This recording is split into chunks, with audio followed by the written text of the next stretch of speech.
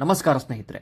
ಇಂದು ನಾವು rich dad poor dad ಪುಸ್ತಕದ 2ನೇ ಅಧ್ಯಾಯವಾದ ವೈ ಟೀಚ್ ಫೈನಾನ್ಷಿಯಲ್ ಲಿಟ್ರಸಿ ಅಥವಾ ಹಣಕಾಸಿನ ಜ್ಞಾನ ಯಾಕೆ ಅಗತ್ಯ ಎಂಬ ವಿಷಯದ ಸಾರಾಂಶವನ್ನು ನೋಡೋಣ. ಬಹಳ ಜನರು ಹೆಚ್ಚು ಹಣ ಗಳಿಸಿದರೆ ಶ್ರೀಮಂತರಾಗಬಹುದು ಎಂದು ಭಾವಿಸ್ತಾರೆ. ಆದರೆ ಲೇಖಕ ರಾಬರ್ಟ್ ಕಿಯೋಸಕಿ ಹೇಳುವುದೇ ಬೇರೆ. ನೀವು ಎಷ್ಟು ಹಣವನ್ನು ಸಂಪಾದಿಸುತ್ತೀರಿ ಎಂಬುದು ಮುಖ್ಯವಲ್ಲ, ನೀವು ಎಷ್ಟು ಹಣವನ್ನು ಉಳಿಸಿಕೊಳ್ಳುತ್ತೀರಿ ಎಂಬುದು ಮತ್ತು ನಿಮಗಾಗಿ ಆ ಹಣ ಹೇಗೆ ಕೆಲಸ ಮಾಡುತ್ತದೆ ಎಂಬುದು ಮುಖ್ಯ.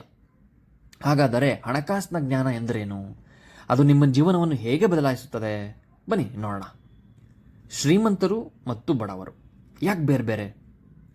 ಲೇಖಕರು ಹೇಳುವ ಪ್ರಕಾರ ಶಾಲೆಯಲ್ಲಿ ನಮಗೆ ಗಣಿತ, ವಿಜ್ಞಾನ, ಇತಿಹಾಸ ಕಲಿಸ್ತಾರೆ, ಆದರೆ ಹಣದ ಬಗ್ಗೆ ಯಾರೂ ಹೇಳಿಕೊಡುವುದಿಲ್ಲ. ಅದಕ್ಕಾಗಿಯೇ ಹೆಚ್ಚಿನ ಜನರು ಉತ್ತಮ ಅಂಕವನ್ನು ಪಡೆದು ಒಳ್ಳೆಯ ಉದ್ಯೋಗ ಪಡೆಯೋದನ್ನು ನೋಡ್ತಾರೆ, ಬಟ್ ಜೀವನ ಪೂರ್ತಿ ಹಣಕ್ಕಾಗಿ ಕೆಲಸ ಮಾಡ್ತಾನೇ ಇರ್ತಾರೆ. ಆದರೆ ಶ್ರೀಮಂತರು ಮಾತ್ರ ಹಣವನ್ನು ತಮಗಾಗೆ ಕೆಲಸ ಮಾಡಿಸ್ತಾರೆ. ಇದು ದೊಡ್ಡ ವ್ಯತ್ಯಾಸ. ಬಡವರು ಮತ್ತು ಮಧ್ಯದ ವರ್ಗದವರು ಹಣ ಬಂದ ತಕ್ಷಣ ಖರ್ಚು ಮಾಡಿಬಿಡ್ತಾರೆ, ಆದರೆ ಶ್ರೀಮಂತರು ಮೊದಲು ಆ ಹಣದಿಂದ ಆದಾಯ ತರುವ ಆಸ್ತಿಯನ್ನು ಖರೀದಿಸ್ತಾರೆ. ಅಸೆಟ್ ಮತ್ತು ಲಿಯಬಿಲಿಟಿ ಅಂದ್ರೇನು? ಬನ್ನಿ ಸ್ವಲ್ಪ ಕ್ಲಾರಿಫಿಕೇಶನ್ ತಗೊಬಿಡೋಣ. ಈ ಅಧ್ಯಾಯದ ಅತ್ಯಂತ ಪ್ರಮುಖವಾದ ಪಾಠ ಇದೆ. ಅಸೆಟ್ ಅಂದರೆ ಆಸ್ತಿ, ನಿಮ್ಮ ಜೇಬಿಗೆ ಹಣ ತರುವುದು. ಇದು ಈ ಆಸ್ತಿ ಮಾಡುವಂಥ ಕೆಲಸ. ಎಕ್ಸಾಂಪಲ್ಗೆ ಬಾಡಿಗೆ ಕೊಡೋ ಅಂಥ ಮನೆ, ಷೇರುಗಳು, ಮ್ಯೂಚುವಲ್ ಫಂಡ್, ಬಿಸ್ನೆಸ್ ಅಥವಾ ಪುಸ್ತಕದ ರಾಯಲ್ಟಿ, ಇದು ನಿಮಗೆ ಹಣವನ್ನು ತರುತ್ತೆ. ಲಿಯಬಿಲಿಟೀಸ್ ಅಂದರೆ ನಿಮ್ಮ ಜೇಬಿನಿಂದ ಹಣ ತೆಗೆದುಕೊಳ್ಳುವ ವಸ್ತು, ಇದು ಲಿಯಬಿಲಿಟೀಸ್. ಉದಾಹರಣೆಗೆ ದೊಡ್ಡ EMI ಇರುವ ಕಾರು, ಆದಾಯ ತರದ ಮನೆ, ಕ್ರೆಡಿಟ್ ಕಾರ್ಡ್ ಸಾಲ, ಅನಗತ್ಯ ಖರ್ಚು. ರಾಬರ್ಟ್ ಕಿಯೋಸಕಿ ಹೇಳುತ್ತಾರೆ, ಶ್ರೀಮಂತರು ಅಸೆಟ್ಸ್ ಖರೀದಿಸುತ್ತಾರೆ, ಬಡವರು ಖರ್ಚು ಮಾಡುತ್ತಾರೆ, ಮಧ್ಯಮ ವರ್ಗದವರು ಲಿಯಬಿಲಿಟೀಸ್ನ ಖರೀದಿಸಿ ಅದನ್ನು ಅಸೆಟ್ ಎಂದು ಭಾವಿಸ್ಕೊಳ್ತಾರೆ. ಮನೆ ಅಸೆಟ್ ಅಥವಾ ಲಿಯಬಿಲಿಟಿ ಅಂದರೆ ಮನೆ ಅಸೆಟ್ಟಾ ಅಥವಾ ಲಿಯಬಿಲಿಟಿನ? ಬನ್ನಿ ನೋಡೋಣ. ಇದು ಪುಸ್ತಕದಲ್ಲಿರುವ ಅತ್ಯಂತ ವಿವಾದಾತ್ಮಕ ವಿಷಯ. ಹೆಚ್ಚಿನ ಜನರು ತಮ್ಮ ಮನೆನ ದೊಡ್ಡ ಅಸೆಟ್ ಎಂದು ಭಾವಿಸ್ತಾರೆ, ಆದರೆ ಲೇಖಕರು ಹೇಳುವ ಪ್ರಕಾರ ಮನೆಯಿಂದ ಆದಾಯ ಬರದೇ ಇದ್ದರೆ ಮತ್ತು ನೀವು EMI, ತೆರಿಗೆ, ನಿರ್ವಹಣೆ ವೆಚ್ಚವನ್ನು ಪಾವತಿಸುತ್ತಿದ್ದರೆ ಅದು ಲಿಯಬಿಲಿಟಿ ಆಗಬಹುದು. ಅಂದರೆ ಹಣನ ತೆಗೆದುಕೊಂಡು ಹೋಗ್ಬೋದು. ಉದಾಹರಣೆಗೆ ನೀವು ಒಂದು 80 ಲಕ್ಷದ ಮನೆ ಖರೀದಿಸುತ್ತೀರಿ, ಪ್ರತಿ ತಿಂಗಳು EMI ಕೊಡುತ್ತಿದ್ದೀರಿ, ಆ ಮನೆ ನಿಮಗೆ ಹಣ ತರುತ್ತಿಲ್ಲ. ಹಾಗಿದ್ದರೆ ಅದು ಅಸೆಟ್ ಅಲ್ಲ ಎಂದು ಲೇಖಕರು ಹೇಳ್ತಾರೆ. ಶ್ರೀಮಂತರ ರಹಸ್ಯ ಏನು ಗೊತ್ತಾ? ಶ್ರೀಮಂತರು ಹಣ ಬಂದ ತಕ್ಷಣ ದುಬಾರಿ ವಸ್ತುಗಳನ್ನು ಖರೀದಿಸುವುದಿಲ್ಲ.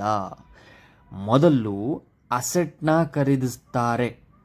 ಆ ಅಸೆಟ್ಸ್ಗಳಿಂದ ಬರುವ ಆದಾಯದಿಂದ ನಂತರ ಅವ್ರಿಗೆ ಬೇಕಾಗಿರುವಂಥ ಕಾರು, ಮನೆ ಅಥವಾ ಟ್ರಿಪ್ ಇತ್ಯಾದಿಗಳನ್ನ ಮಾಡ್ತಾರೆ.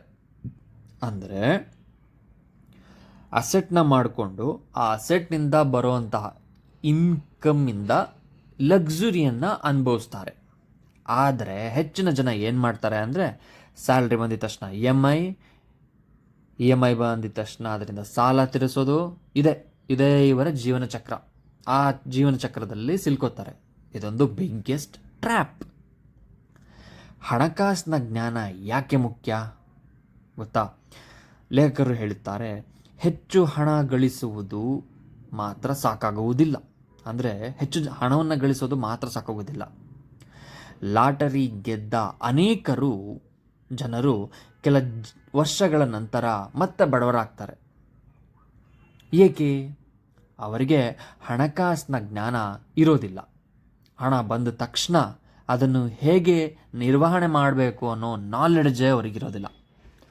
ಹಣಕಾಸಿನ ಜ್ಞಾನ ಎಂದರೆ ಆದಾಯ ಅರ್ಥ ಮಾಡಿಕೊಳ್ಳುವುದು, ವೆಚ್ಚ ನಿಯಂತ್ರಿಸುವುದು, ಅಸೆಟ್ ನಿರ್ಮಿಸುವುದು, ಹೂಡಿಕೆ ಕಲಿಯುವುದು, ತೆರಿಗೆಗಳ ಅರಿವು ಹೊಂದುವುದು, ಇದೆಲ್ಲ ಗೊತ್ತಿರಬೇಕು. ಮುಖ್ಯ ಪಾಠ ಏನು ಗೊತ್ತಾ? ಈ ಅಧ್ಯಾಯದಿಂದ ನಾವು ಕಲಿಯಬೇಕಾದ 5 ಪ್ರಮುಖ ವಿಷಯವೇನೆಂದರೆ, ಹಣಕಾಸಿನ ಜ್ಞಾನ ಬಹಳ ಮುಖ್ಯ. ಇದು ಮೊದಲನೇದು. ಎರಡನೇದಾಗಿ, ಅಸೆಟ್ ಮತ್ತು ಲಿಯಬಿಲಿಟಿ ನಡುವಿನ ವ್ಯತ್ಯಾಸವನ್ನು ಕ್ಲಿಯರ್ ಆಗಿ ತಿಳ್ಕೊಳ್ಬೇಕು.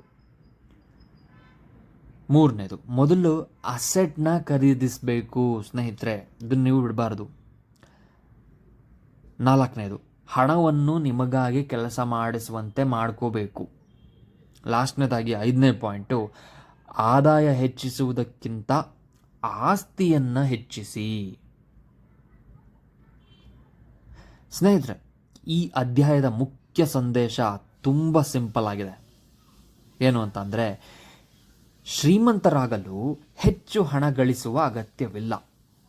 ಸರಿಯಾದ ಹಣಕಾಸಿನ ಜ್ಞಾನ ಮತ್ತು ಅಸೆಟ್ ನಿರ್ಮಿಸುವ ಅಭ್ಯಾಸ ಇರಬೇಕು. ನಿಮ್ಮ ಆದಾಯದ ಒಂದು ಭಾಗವನ್ನು ಅಸೆಟ್ ನಿರ್ಮಿಸಲು ಬಳಸಲು ಆರಂಭಿಸಿ. ಆಯಿತಾ? ಈ ವಿಡಿಯೋ ನಿಮಗೆ ಇಷ್ಟವಾದರೆ ಲೈಕ್ ಮಾಡಿ, ಶೇರ್ ಮಾಡಿ ಮತ್ತು ಸಬ್ಸ್ಕ್ರೈಬ್ ಮಾಡ್ಕೊಳ್ಳಿ. ಮುಂದಿನ ವಿಡಿಯೋದಲ್ಲಿ rich dad poor dad chapter 3ನ ಸಾರಾಂಶವನ್ನು ನೋಡೋಣ. ಧನ್ಯವಾದಗಳು.